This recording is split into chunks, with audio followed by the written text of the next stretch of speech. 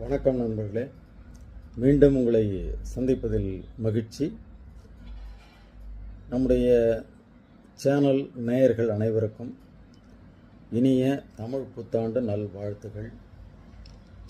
இந்த விஸ்வாவசு வருஷம் உங்களுக்கு நீண்ட ஆயுளையும் நிறைந்த செல்வத்தையும் மன நிம்மதியும் சந்தோஷத்தையும் தரட்டும் என்று எல்லாம் வல்ல இறைவனை வேண்டி ஒரு சில நேயர்களுடைய சந்தேகங்களை விளக்குவதற்காக இந்த காணொளி.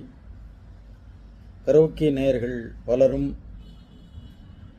பல வேண்டுகோளை அங்கே கமெண்ட் மூலமாக எனக்கு அனுப்பிட்டே இருக்கீங்க. அவற்றுள் முக்கியமான சில வேண்டுகோளுக்கு நான் பதில் சொல்ல கடமைப்பட்டிருக்கிறேன்.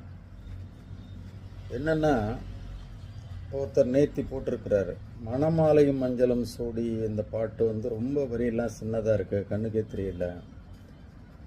வாஸ்தவம்தான். அது ஆரம்ப காலத்தில் நான் கரோக்கி போட துவங்கும்போது போட்ட கரோக்கி அது.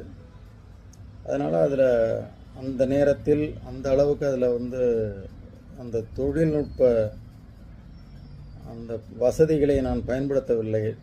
அதனால் இப்போ அதை இன்னும் இம்ப்ரூவ் பண்ணி 4 நாள் வரைக்கெல்லாம் ஒரு தடவை கட் பண்ணி அதுக்கு தகுந்த மாதிரி இப்போ மியூசிக்கெல்லாம் எடிட் பண்ணி நம்ம போடுறோம். அப்போது அந்த அளவுக்கு அதை இம்ப்ரூவைஸ் பண்ணல. அதனால தான் அந்த நேரத்தில் அது மாதிரி போட நேர்ந்தது. பார்க்குறேன், முடிஞ்சால் சீக்கிரம் நம்ம நியூ ஸ்டைல்லே இன்னும் தெளிவாக பெரிய எழுத்துக்களில் போட முயற்சிக்கிறேன். ஒன்று. ஆனால் அதில் என்னன்னாக்கா, என்னுடைய ஒரு தாழ்மையான வேண்டுகோள் நம்ம நேயர்களுக்கு, தயவுசெய்து இந்த வரியை பார்த்து பாடி பழகாதீர்கள். அது நான் போடுற வரியாக இருந்தாலும் சரி, உங்களுக்கு அந்த பாட்டு கண்டிப்பாக மெமரியில் இருக்கணும். வரி அந்த ஒவ்வொரு பிட்டு நீங்கள் ஒரு 5000 பாட்டு 10,000 பாட்டு பாட போகிறதில்ல.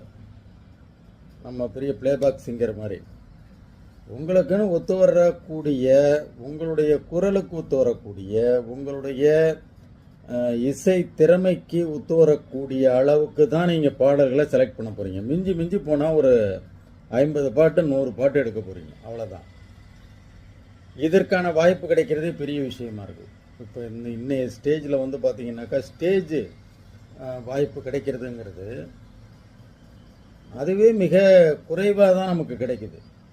ஒரு 5 பாட்டோ 6 பாட்டாக தான் உங்களை பாட சொல்ல போகிறாங்க. நீங்கள் அதுக்கு ஏன் எல்லா பாட்டையும் போட்டு இது பண்ணிகிட்டு இருக்கணும்னு அவசியம் இல்லை. குறிப்பிட்ட சில பாடல்களை, உங்களுக்கு ஒத்து வரக்கூடிய பாடல்களை உங்களால் அதை நல்லா ப்ரெசென்ட் பண்ண முடியுங்கிற நம்பிக்கையில் உள்ள பாடல்களை தேர்வு